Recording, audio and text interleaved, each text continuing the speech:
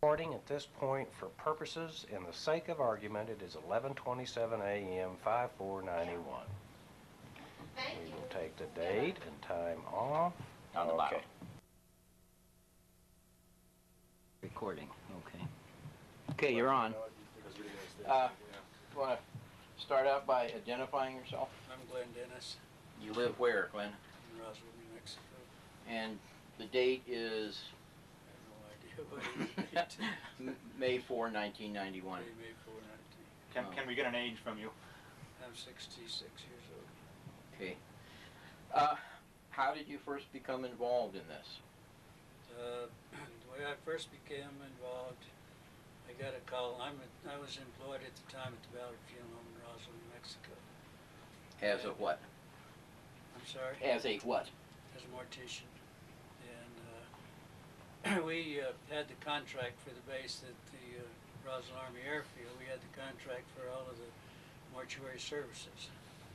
And I got a call about around 1:15 or somewhere right after lunch, around 1:15 or 1:30, from the mortuary officer wanting to know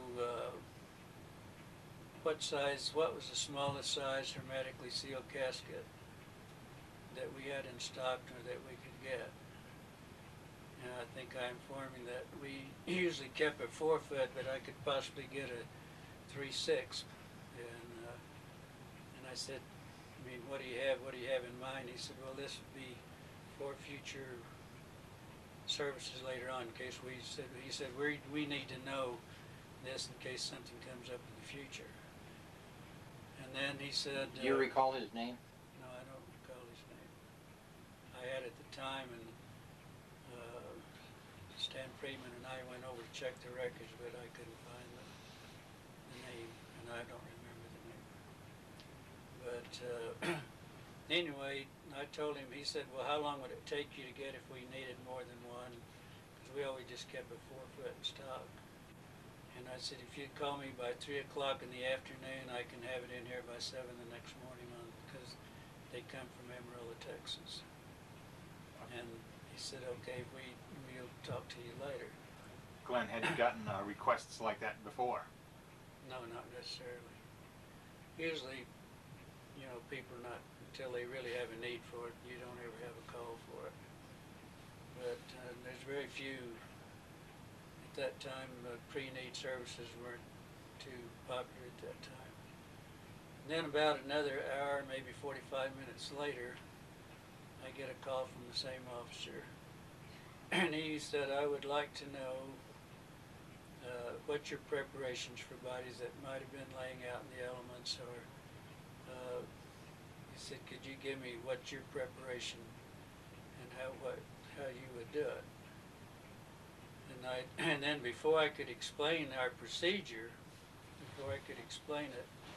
he said, what we're interested in, and this would probably be for future use too, he said, would your procedure, what you would have to do to the bodies that's been exposed to the elements and everything, what would your procedures do to changing the, like the chemical compounds, the tissues, the blood and all that, what would that do?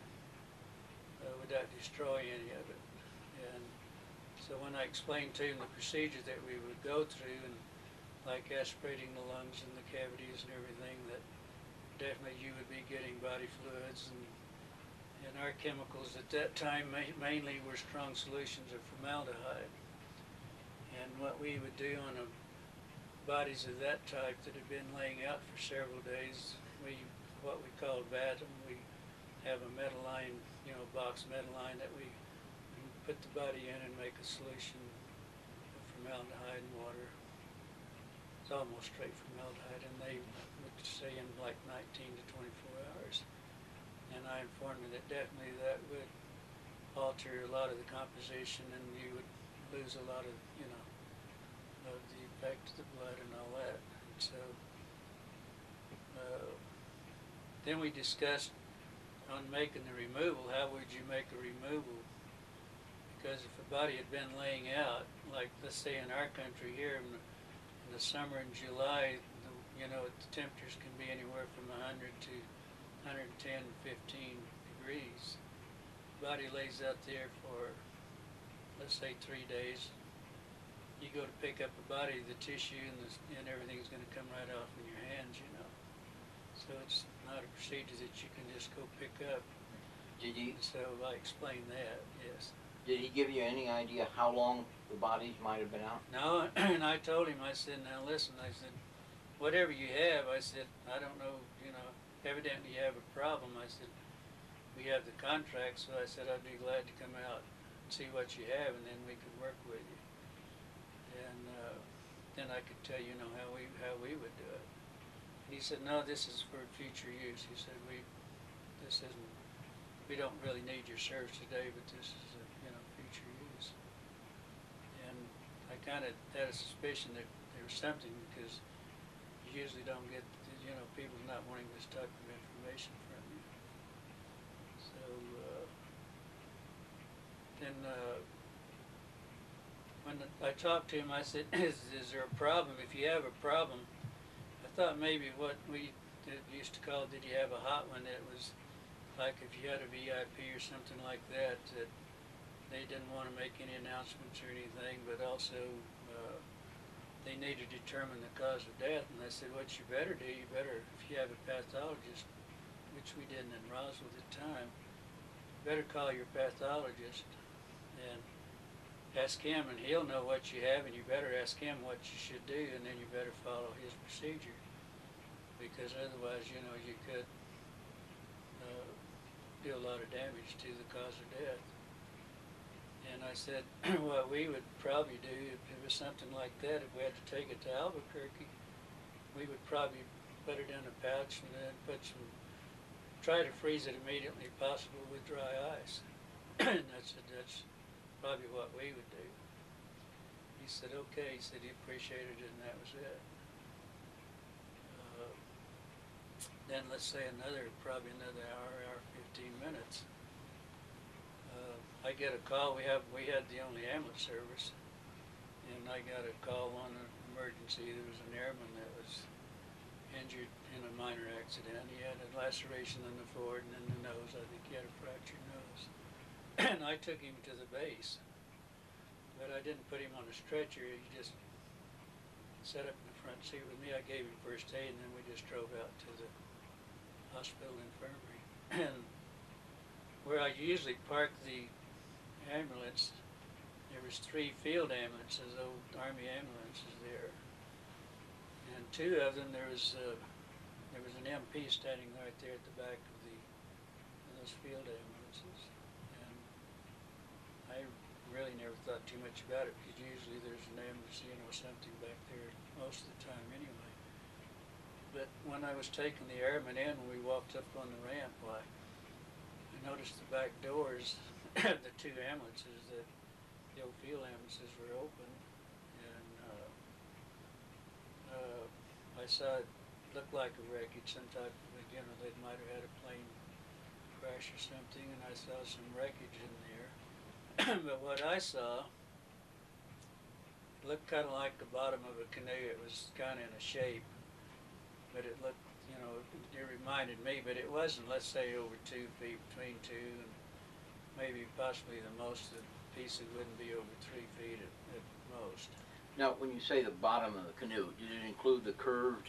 Well, yes, end? it was part of a curve, like maybe the head of the front of the canoe, maybe just, but it was you know, it was this shape, but it was kind of just on a slight curve. But like I say, there was kind of small pieces.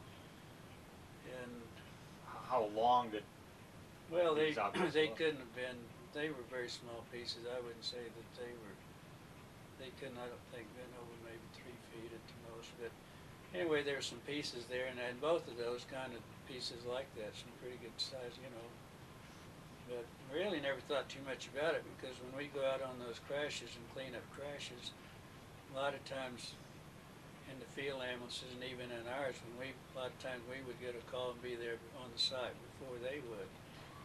And when we made removals of bodies or parts of it, you know, there would be a lot of dismembered part of the bodies, and some of it would be embedded into the crash, you know, into the parts of the plane, and we used to, you know, bring parts of it in, and then we would take them in when we would start identification, and that's when we would remove different parts of the anatomy from the crashes. What did it appear to be made of?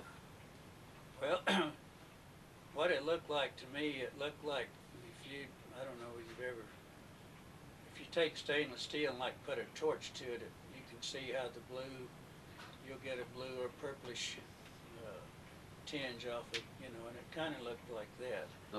An even color? Well, not particularly. It was kind of mottled. Did it exhibit gradations in color? Was it a The different only color thing, at one part of the well, it was the the only, purplish stain? Was it lighter or darker? Or? well, yeah, it looked like, it might have been in a hot flame. Some of it might look more like stainless steel, but most of it was kind of bluish, purplish tinge that I saw. But the only difference is on this outer edge on the curve there that it looked like that there might have been some inscription, something which I kind of thought reminded me of some Egyptian symbols or something like that. But just, it was, I was walking past, and I really never thought about this until I got back to the funeral home. How large were the symbols? Well, I wouldn't say they were probably over 3 inches high at the most. Squares, but it wasn't, as I say, there wasn't large parts, but I could definitely see that and differentiate. You'd seen wreckage before, as you described. Lots of it, yeah. What similarities did this have to the other wreckage? Did other wreckage have that purplish effect you described? Not unless you'd had a lot of hot fire, but usually aluminum, and all that would just melt, and it wasn't like that at all. It was just like heated stainless steel, what it looked like, not like burnt aluminum or anything like that. I didn't see any char. It wasn't any black char marks or anything. Any glass windows, that type of thing? Anything other than this particular type of metal? No, I can't say that I saw anything different. The letters you described, did you see them because they were painted on, or because they were maybe depressed within the metal, like or were they raised, or? Looked like they were stamped and raised, looked like you might have had a stamp that you could hit, and it didn't look like they were painted. It looked more or less. Were they any color? They were a little darker than the other, yes. Any sign of seams on these things, rivets, screws, something that might fasten plates together? I can't say that I did. Okay, then what happened after you saw that? Well, then I took the airman on in and checked him into the infirmary there and turned him over to whoever was on call, the nurse there. And I have to always, when I bring him in, I'd sign a report, about a funeral home ambulance, how transportation, and because I'd always have to file a statement later and send back out. And so after I checked him in, then there was a lounge on down the hall a little ways, and in the hot summer, and a lot of times when you go out on a call, you might be there for an hour or so, and because you'd have people on your stretchers, and your equipment would be tied up, and about 6 miles or so in, so we usually would wait, or if they were short of help, then we would help also take the patients off of our stretchers and get our splints and put them on x-rays and everything else. So sometimes you'd be out there for an hour, sometimes a couple of hours, trying to help them, but mainly you'd be wanting to get your equipment clear so you could take it on back in. So that's the way we got acquainted with a lot of the doctors and nurses and people like that. So anyway, I just went back, and it was hot, and I thought, I'd go to the lounge and have a Coke and whoever was on duty and talk. And there was one particular nurse that I was pretty well acquainted with, and I was going to want to see if she was there and buy her a Coke. And we usually talked a lot, but this nurse had only been there. She'd only been commissioned like around 3 months. She had graduated from college and taken the state boards and gotten her license, and then she went into the service and was a second lieutenant. And she had started out, she came from a very deeply religious family, Catholic, and had attended all the private preschools, Catholic schools, and on through high schools. She wanted to be a teacher, but her whole thing in life was that she wanted to be a sister and nun, and she wanted to dedicate her life to God, but also helping children. She wanted to be a teacher. But about 2 years into her first 2 years of college, she got this feeling, she kept saying she got this feeling from God that he was, some reason she always had a feeling that she should be a nurse. So she changed her major after the first 2 years, and then went into studying, went into the nursing training there. And she'd given up the idea of becoming a nun? No, that was her plans, but she wanted, what she told me, that what she really wanted to do, that, I mean, she could have stayed in the, she could have gone on in and still gone to school and everything, even though she was, belonged to one of the orders, but she thought that she would better understand and everything if she went to the schools, public schools, and that it would help her in her teaching. And then later on, when she changed to nursing, that she thought that she could get closer to the people and maybe see their problems while she was young and then going through training and everything that she could if she went in an order, because she would have more time to do this. But she had nothing in mind other than ever being a nun. How old was she then? She was 23. I was 22 and she was 23. Glenn, would you happen to remember at all where she might have graduated from? Well, she was born and raised in St. Paul, Minnesota, but I can't say that. I don't really know the names of the convents or the schools or whatever she was at. I don't really know. I don't know that we ever discussed the names of it other than this is what she did. And the reason that she went into the service, she said it was kind of a burden on her parents to keep her in college. And when she changed to nursing, then she had that opportunity to, they would pay for the education, then she would own some time afterwards. And then as soon as she got her time served, then she would definitely go into the order and dedicate the rest of her life to that. So, but anyway, as I started back to see her, before I got back to the lounge, there was some examining rooms on each side of the hall. And she came out of one of the examining rooms and coming across the hallway. And I noticed she had I don't know, it was a handkerchief, a piece of gauze wad over her mouth. And then she saw me and she said, what are you doing here and how did you get in here? She said, my gosh, get out of here as soon as possible. She said, you're going to get in a lot of trouble. And I said, what the devil's going on? And she said, just get out of here. And then she disappeared, and that was it. And about that time, when I got there right beside the door that she went in, there was a captain standing there. And he said, who are you? And I told him I was Glenn Dennis from the funeral home, that I brought a patient out. And he said, you wait here just a minute. And he waved at someone, and then about that time, 2 MPs showed up. And where I got in trouble was I said to him, I said, looks like you had a crash. And I said, I need to go back and get preparations ready, because we usually, in the crash, we always did our identification, everything in our garages and everything. Getting the dog tags and the bodies and everything else. So I said, should I go get ready? And he said, that's when he said, you wait right here. And then 2 MPs come on and said, come on, mister, you're leaving. And, what do you remember about him?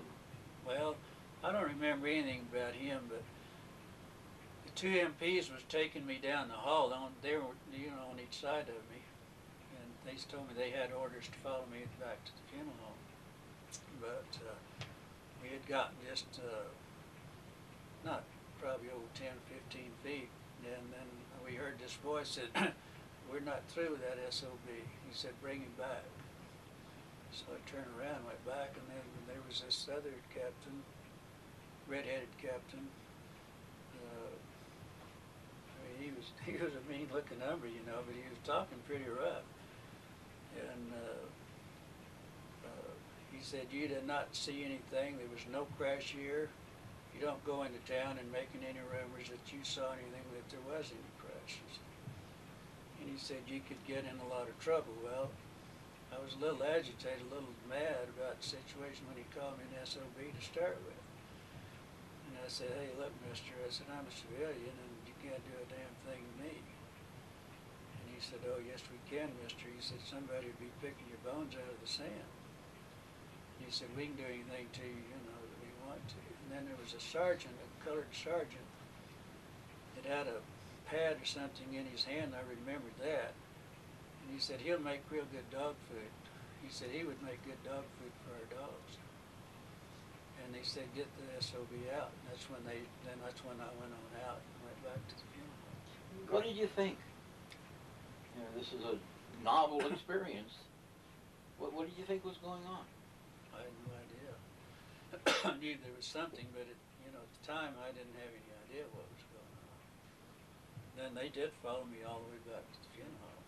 Glenn, if I could backtrack one instant, between the time that you saw the canoes, so-called canoes, and the time that the two MPs more or less escorted you out, and did anything else occur during that time period that might have gotten you suspicious? Did anything else unusual occur? Was there unusual activity? Were people running back and forth?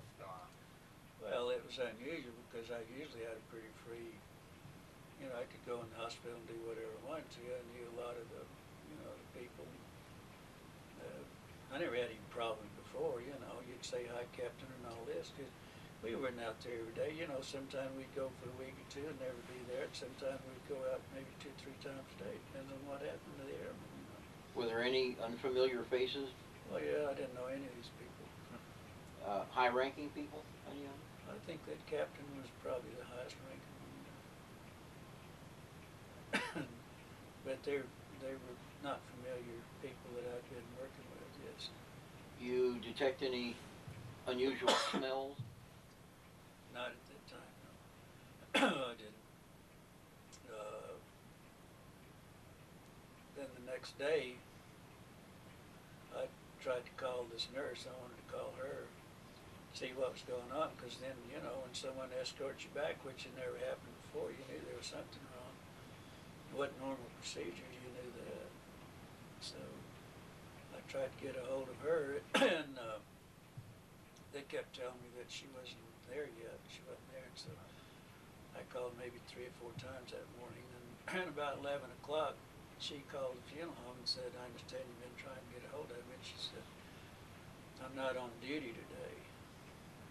But she said, I need to talk to you. And I said, fine, you want me to come to base? She said, well, let's just meet at the officers club. Because at the funeral home, we had an associate membership at the officers club.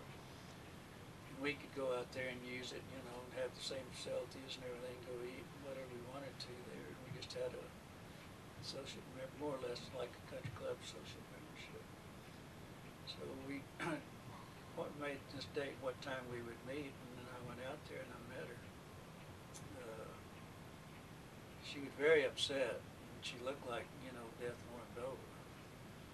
But she said, you won't believe what happened. And she said, before I talk to you, before I tell you anything, excuse me, I'm having a throat problem here, but she said, you have to give me a sacred oath that you will not ever mention my name or not. She said, you can get me in a lot of trouble. She said, what I'm going to tell you, you don't know where you got this, And I said, what do you mean by sacred oath? And she said, I mean like cutting your arm off. That's what she told me. And I said, okay, because I said, I would definitely like to know what's going on. Do you think she was telling you this because you were good friends? Oh, I think so, and I think she didn't want to get in trouble either, because she was very conscientious of everything. I mean, if the rules and regulations, that was just like reading her Bible to her, you followed the rules and regulations. Yet, she told you. But she didn't have to say anything. Yeah, and that probably was against the rules, wasn't it, telling you? Well, I'm sure. I would assume that she wouldn't have told me that unless someone, said you keep this to yourself or whatever. I'm assuming this now. because, but anyway, she said, what happened, and the way she got involved in the first place, she was going across the room to this other room to pick up some supplies. This is where the two doctors that were in there supposedly doing a preliminary autopsy on these bodies. And she got whatever she went. She started out, and these doctors said, "You're not going anywhere, nurse. We have to have you in here." So we have to have some help. And she said she never smelled anything so horrible in her life when she got in there. And I said it was the most gruesome, most horrible sight that she had ever seen in her life. The smell was almost devastating. She said, "I was never so horrified in my life." And she said, "I don't know if I'll ever sleep again or anything else." She said, "I've never seen anything so gruesome." I said, "Well, look, you're a nurse." And I said, "Anytime you're in this business, you're going to see a lot of things." And I said, "You may as well get used to it." And she said, "No, this isn't what it is." She said, "This is something that no one's ever seen." Was she ordinarily calm or emotional? Oh, no, she was so hysterical that she would No, grab I mean ordinarily. Yeah, oh yeah, she was very, not laid back, but very precise though, but but I mean, she would grab her head and shake her head and cover her eyes and everything else. And What were you thinking at this point? well, I didn't know, because I mean, I was thinking that she was going in total shock. I really thought, hey, there's a problem here, and I thought she would probably go into total shock's what I was really thinking. And while she was telling this, other people were there, and There wasn't anyone around us because we kind of had a table off on the side of the officer club ourselves. And she was hoping that no one could hear us. In fact, there was some up maybe at the counter there, at the bar there. We were in the lounge, and we had ordered a sandwich. But she was never touched her sandwich, and I don't think I ever did either. I'm not sure. But she looked like she was going in just total shock, really. And I said, "My God, And she said, she said, "Last night I made a diagram." She said, "You won't believe this, but she said, I made a diagram." And she said, "On these little bodies." And she gave me she drew me a diagram of an arm, because she said the anatomy from the shoulder to here was real short, and this arm was longer here. And there was only 4 fingers there wasn't a thumb, only 4 fingers. Little long, very fragile little hands. And she said when one of the hands was detached from the arm, and she said when the doctors turned it over, that she noticed on, and they made a notation. That's what she was doing, was trying to take notes and making notations for them. And they were all sick. But she said that on the tips of these little fingers, it looked like little pads with little holes that kind of looked like a small suction cup on each end of these fingers here. Said there was no thumb at all on none of them. They only had like the 4 fingers on that. And she said the heads were very much larger than the body. It was out of proportion for the size of the body, the head.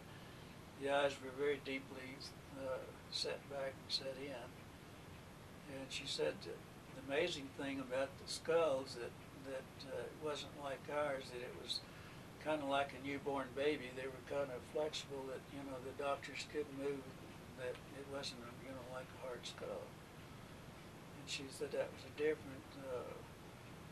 The nose was very concave. She said there was only like a couple of little orifices, and you didn't have the bridge of the nose, but it was more or less concave. The mouth was just a real fine little slit there. The doctor said there was no teeth, but it looked like maybe a heavy cartilage or something like that. It was very kind of hard then, but not like, wasn't teeth or anything. The ears didn't have any, there wasn't an ear like ours, but there was a couple of little orifices in the ears up here on each side. Very small, but it looked like there was a couple of little flaps. She explained it, and she drew me a diagram of the head. She drew me a diagram of the arms and the hands, and it was on the back of a prescription pad, where the nurses always carried a prescription pad, and all the taking notes and everything for the doctors and all that. These were rather small, but she had drawn those the night before, and she gave them to me. She said, you know, that you can have these, but there again, I was sworn to secrecy again, that, you know, either destroy them after I got through with them or whatever. Anything about these beings, their necks? She didn't say anything about the necks. She didn't say anything about the clothing. She said that they definitely had no hair at all. But then about that time, she said they all became so very ill. And when I saw her coming out, that's when she was so sick she thought she was going to vomit. You know. What were they ill from? Well, mainly from the odor, I think. She said it was the most god-awful smell that you've ever smelled in your life. Of course, being in the funeral business, I've smelled floaters and everything else. I mean, I've been through that experience and I know what she was talking about. Now, how many bodies were there? She said there was 3 bodies. 2 of them were very mangled. She said it looked like some predatory or something might have had been destroying portions of the bodies because the tissue and some of it were cut in strings, like, you know, they were pulled. The doctors thought maybe this is what happened with that. But some of them, like she said, the hands and the arms were all dismembered from, because that could have happened from the removal. You don't know what happened. One, she said, was really pretty much all there, and this was the one that they were describing, you know.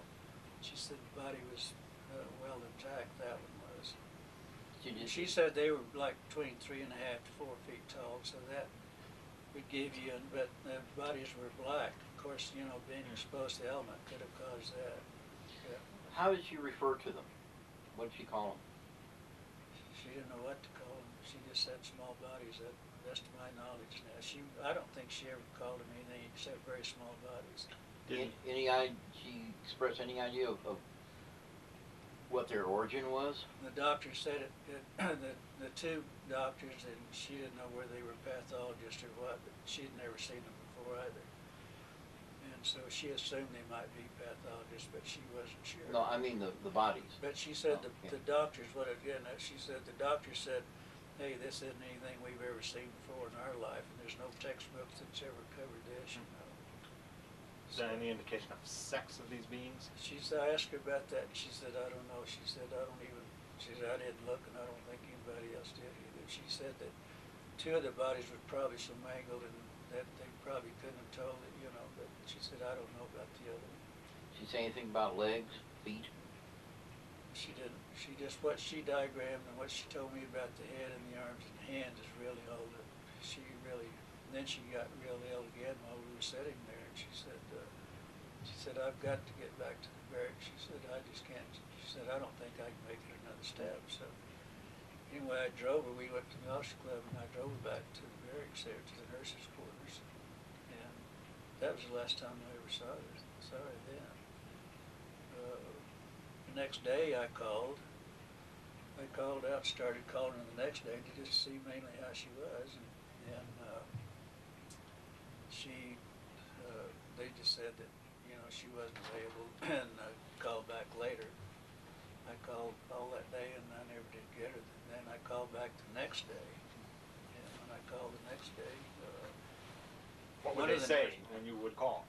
They just said she's not here, that she's not on duty today is what they really said. And the next day I called and I got one of the nurses that I was familiar with, but I can't remember her name either. I didn't remember her name. She said she's not here. She said she's been transferred out. And I said, really? She said, yeah. She said she and several of the other personnel have been transferred out. And she said, I don't know anything. I can't tell you more than that. That's all I know.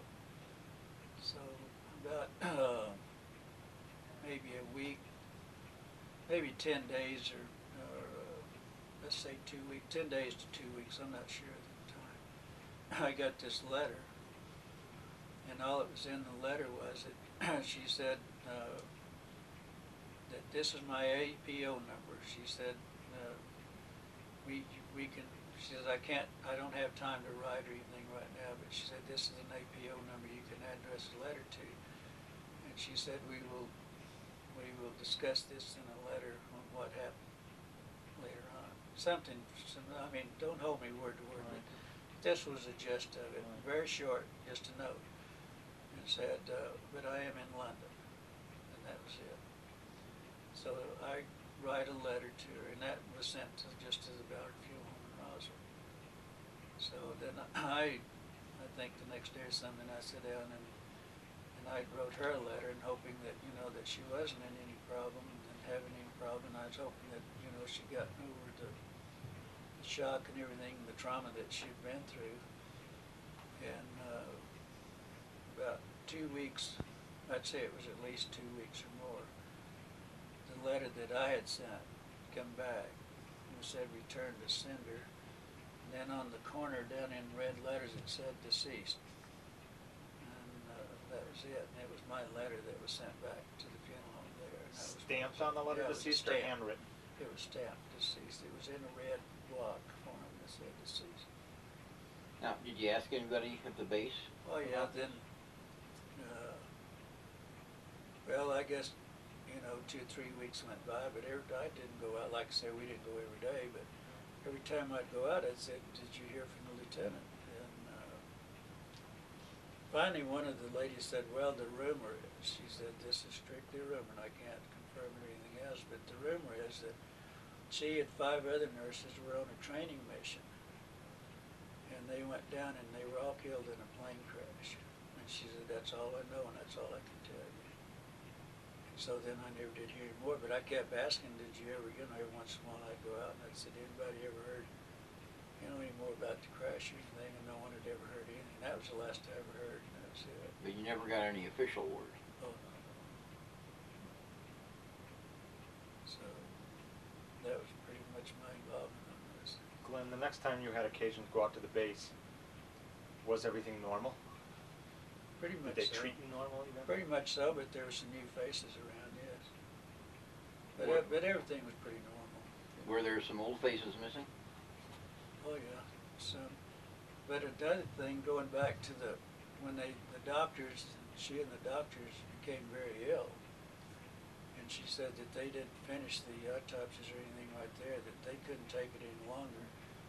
And they had the old air conditioner, you know, and the smell was so bad that they were afraid this was going to go through the ducts, and they would, you know, go through the rest of the hospital into the other room. So she said they came in and they made a removal, and they took the bodies to one of the hangars to finish the work over there. But she didn't go with them? Oh, no, no, she didn't do it. Were there any other nurses assisting? No, she was only one. How many doctors were normally on the base staff? Well, Do you think? I don't really know how many is on the staff, but, you know, when you go out there, they usually, there was always a doctor or nurse that was on call on all the shifts. But you had a lot of orderlies back in those days. You'd have corporals and everybody doing all the bedpan work, you know, and the cleaning and all that sort of business. Did they ever make that order for the caskets? No, never did. Never heard any more about it. Did you hear anything at all from the military about keeping quiet?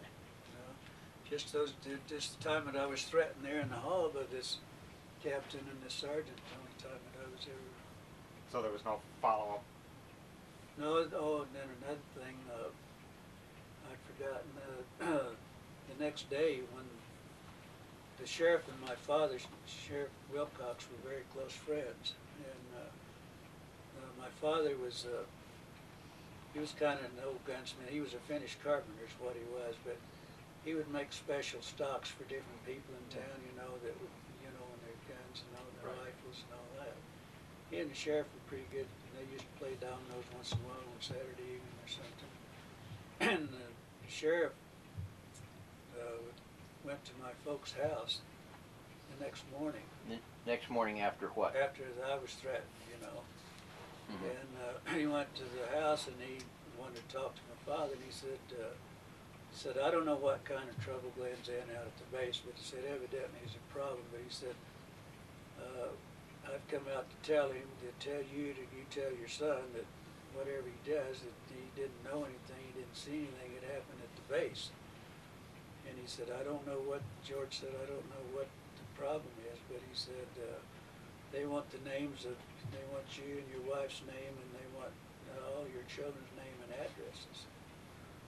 And my father, he said, well, till I know why, he said, I don't think it's any of the damn business, whatever it is, but he said, my son, he said, we've raised our children that, they were to do right.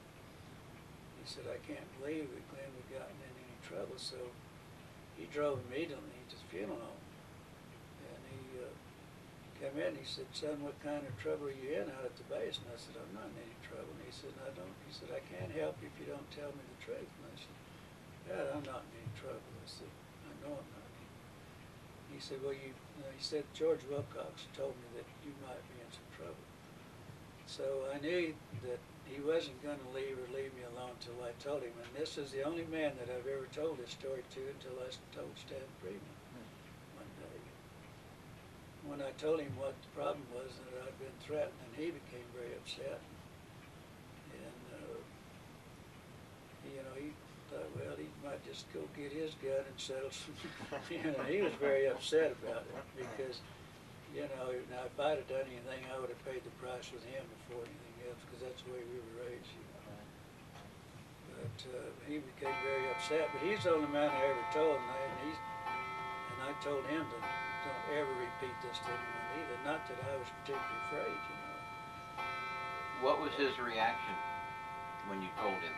Well, he was just very upset, very mad. He was mad. No, I don't mean about you being told to shut up. Did you tell him the full story? I told him, yeah, pretty much just what I told you. And he said, oh, hell, he said, maybe you shouldn't tell the story. Something. He said, I don't know. He said, I don't know what to do about this. And I said, well, just keep your mouth shut, I guess. That's what they want me to do. But it really didn't bother me. I was upset and mad because I didn't like them going in there and calling me name. Now, if they would said, hey, this is a, some emergency, a national security or whatever, because, back in those days, everybody's patriotism was high back in the 40s, in the second after the war.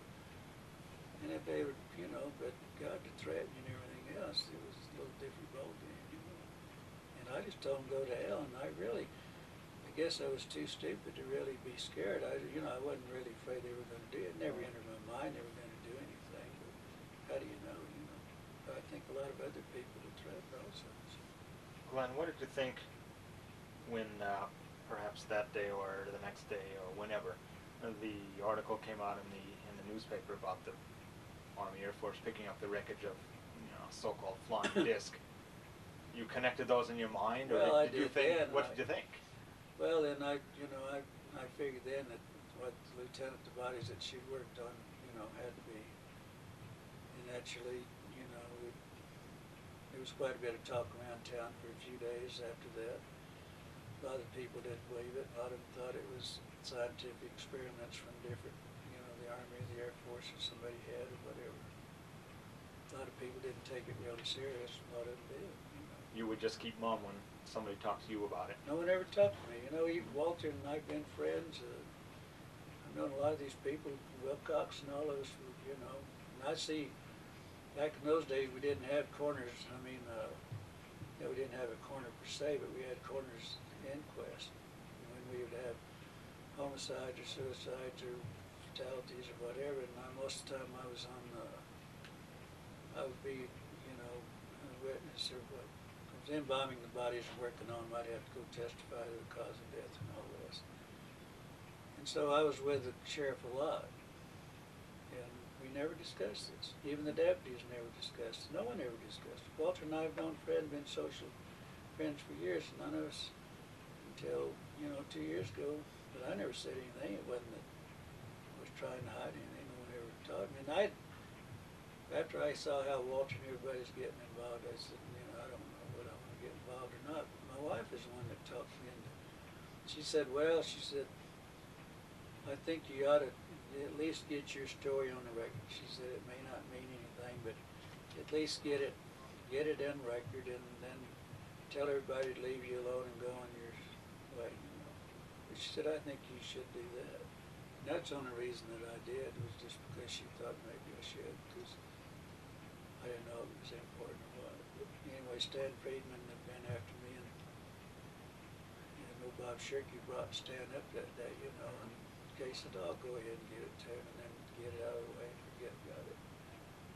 Well, now, looking back to that time in 1947, what do you think was going on? Well, you know, certainly none of us had ever heard of UFO or aliens or anything else. The only thing we heard anything even close to that was a Orson Welles radio program, you know, back time. And that, but as far as, I never thought anything about it, you know. I was out at the base a lot and around the military, and my brother was a fighter pilot and all this during the war.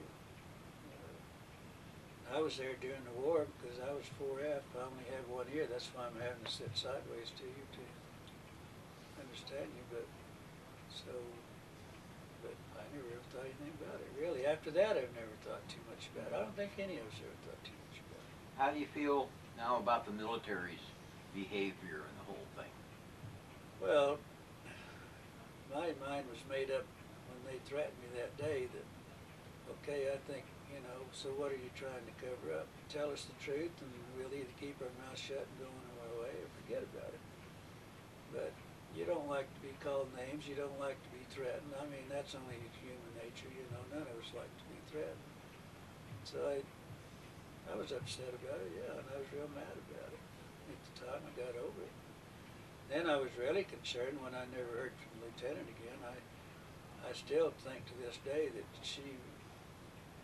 this is strictly what I think now. Knowing her and everything, knowing that she wanted to go back in, she wanted to join the order, she wanted to be, you know, to help.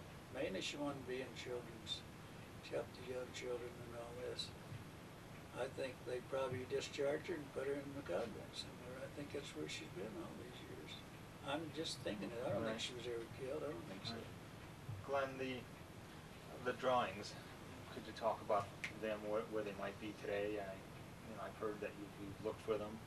Well, Stan and I had a file. I'm a nut on filing everything. And I had a personal file, but also had a file at the funeral home. I kept a file in the history of all the suicides, of everything that I was involved in. I always kept a record myself because I was the one at the funeral home that would always have to go to the inquest and everything. And then you always had insurance companies, you always had families that would come back and maybe 2 or 3 years later.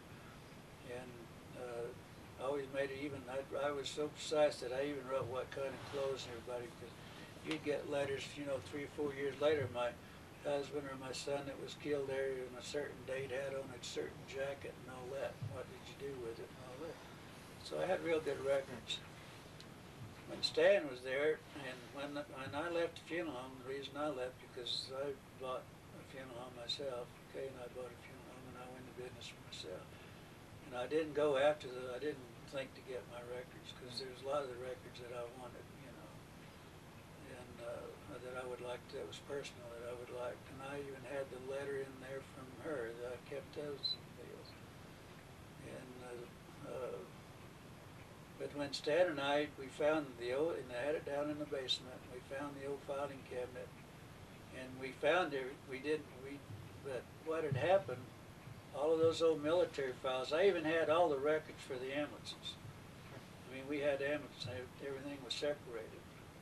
And I could go back and tell you when we took to the hospital and the time and everything else. All those records were destroyed. They just took the whole thing out of the files to make room for, and they just took them out to the city dump and threw them away. Were any of your files still there? All my files were in there. Were any of your files still there? No. They were all Stan gone. and I, we found it, just like I explained to him, the filing cabinet. One of the boys that I'd hired before, when I was managing the funeral home that I'd hired, he remembered carrying my records out, and he told Stan, he said, well, I remember Glenn's records, but I didn't think they were, you know, worth anything. He said, I personally carried them up, you know, and took them out. And that's probably where the drawings were. Yeah. I made a drawing, I think, Don, I don't know, maybe you guys have seen it, I don't know, but I made a drawing, the best of my knowledge, of what she gave me, you know, and that was the best that I could remember and the best I could do, and I did make that drawing, what she gave me. But This officer who had you removed, did you ever see him again? No. Never did see him again. Any clue as to where he might have come from? The only thing that I've ever heard about it was Stan Friedman called me. One time Stan called me and he was very excited. He said that, excuse me, that he had just interviewed someone, some young boy, kid or somebody that was hypnotized. And he explained the red-headed officer and also the black sergeant. And he called me, he was so excited about it, and he said I always told Stan it was the meanest looking eyes that I'd ever seen on a man, and he said this kid explained the same thing to him. And he was real excited. Well, thank you very much.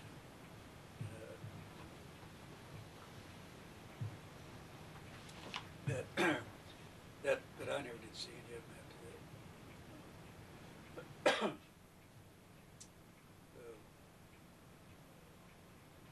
But anyway, that's the way I was involved in this. When did you leave the Ballard Funeral Home? Well, it was about, I think it was in the early 60s. And what was your position at the time? I was manager.